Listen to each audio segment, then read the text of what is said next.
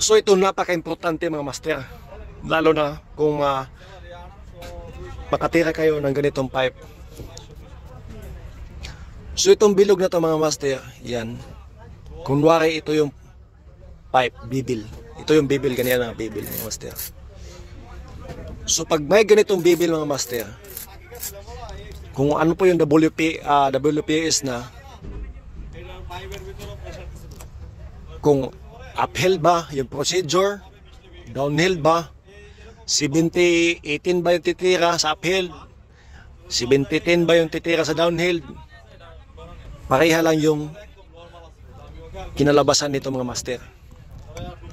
So pakinggan mo to, kung baguhan ka pa, kung veterans ka na, siyempre master kita kung napakatagal mo na sa industrial, mga pipe welding. So ganito mga master, kung maingay kasi, hayaan mo na sila. Ganito po mga master, pag downhill mga master, galing sa taas, sa bottom sa taas, naka 90 degree tayo. Naka 90 degree tayo. Pagdating dito, sa 1 o'clock, naka 85 degree or 80 degree tayo. So napaka-importante ito. Pagdating dito mga master sa 3 o'clock, 45 degree na yan. 45 degree.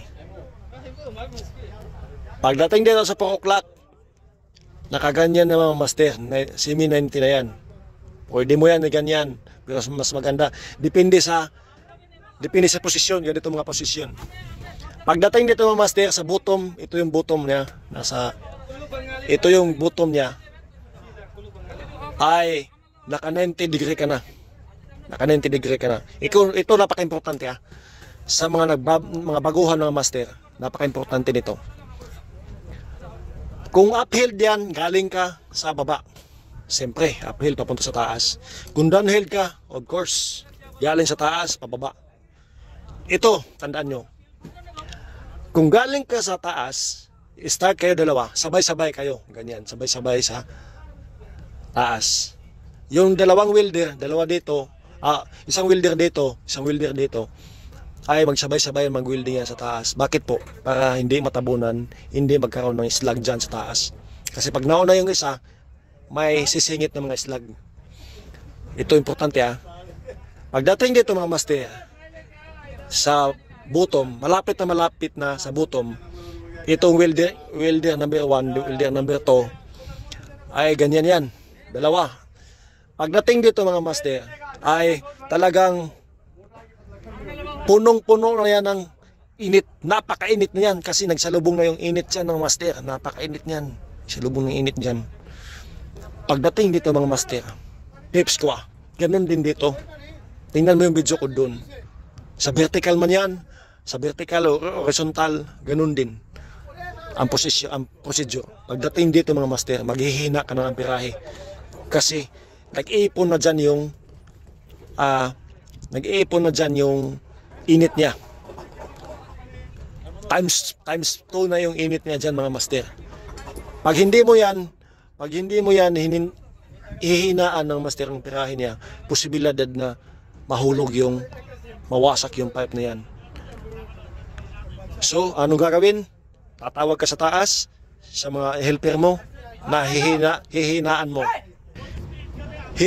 mo yung amperahe na yon para hindi mawasak. Siyempre, hindi kayo magsabay-sabay dyan mag-salubong kasi posibilidad na mabutas. Siyempre, mauna mo ng isa, hihinto ka muna dyan para lumamig-lamig yung nasa kabila at i-continue mo na yan pag nasa mga 5 seconds lang. Kukontinue mo yan. Siyempre, hihina na yung pirahe mo.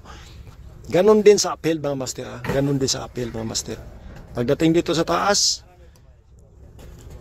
hihina ka ng pirahe kasi naipon dyan ang init niya, napakainit niya. Ganon din dito mga master, wala nang plate doon, maipon dyan. May video tayo dyan mga master. So ito yung napaka-importante mga master, hindi na ito sa akin sa TISDA. Iwan ko sa mga trainer sa mga ibang trainer. Ito mga trainer, mga sir, I salute you kasi may nagtuturo sa atin, may nagtuturo sa mga student mga master. So yun, sa mga nagtre-training dyan, thankful po kasi kapwa ko Pilipino nagbibigay ng kaalaman sa mga estudyante.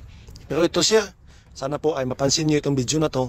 Sana po may turo niyo sa ating mga student dyan na titranin sa TISDA, sa mga school. Yan. Kasi nakikita ko yung tinitira nila. Pagdating dito sa dulo mga master, wasak na. So anong gagawin? May video tayo yan, tingnan, balikan nyo. Ang gagawin nyo dito, hihinaan nyo yung amperahe. Hihinaan nyo yung amperahe. Sa pipe sa pipe. Pero dito, may video tayo ng mga master. So napakadali lang. Napakadali lang. Hindi lang ako marunong, hindi ako talaga 100% marunong sa theory. Pero ito, actual ko talaga na alam base sa aking experience dito mga master. So yun lang mga master, kunting kaalaman lang. Kahit nahirapan ako magtagalog, kahit na hindi ako marunong talaga magtagalog. May maraming mga basihan ko dyan, pero hindi nila alam na itong ginagawa ko ay para sa mga baguhan. Kasi walang magaling sa welder. Pa-comment dyan kung magaling sa ka-welding. Hindi ka ba sasablay sa X-ray? Walang magaling na welder mga master. Lahat tayo nalalaos. Totoo yan. Yung nagko-comment dyan na, nako boy, marami ka pang kakainin na bigas. Kasi, kumusta? Comment. Kumusta sir, saan ka ngayon? Siyempre tatanda tayo. Kahit anong galing mo, malalaos din tayo mga master.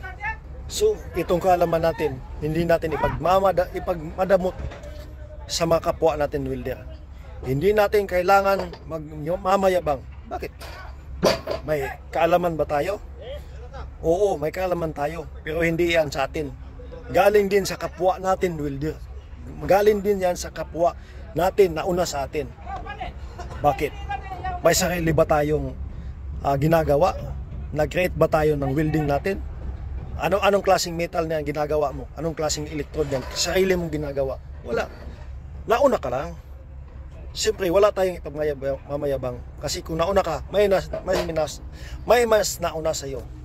Hindi yan, biro mga master. Ito yung real talk mga master. Wala tayong pagmamayabang. Ituro natin sa kanila ang tama. Hindi natin ituro yung pagmamayabang. Kasi, walang magaling na welder. Lahat nalalaos. Kung magaling ka, dati, hindi natin pagmamayabang. Ituro mo yung tama. Kasi, pag sinabi na, kumusta, saan ka na ngayon? Siyempre, laos na. Mas maigi pa, itulong mo sa kapwa natin welder, sa kapwa Pilipino, kung paano mag-welding ng tama, hindi yung kayabangan. So ito tips lang, hindi ako nagmamayabang, pa-share po nitong video.